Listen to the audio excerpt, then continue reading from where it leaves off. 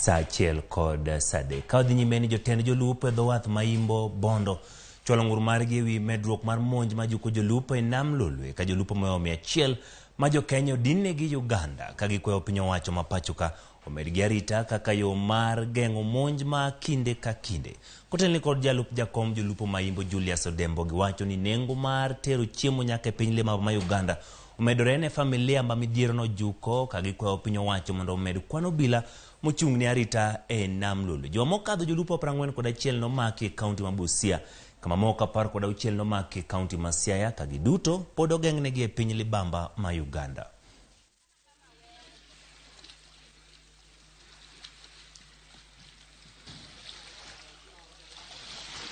Wan kaka Jolupo ma Siaya kata ma Kenya ywago Kenya sirikal ojwang'owa.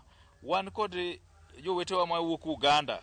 Muganda okao jalweny military emokete nam.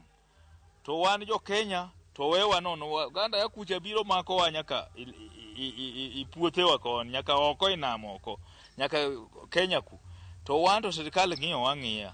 Samwa wueni jowa ni Uganda makitin ni 100.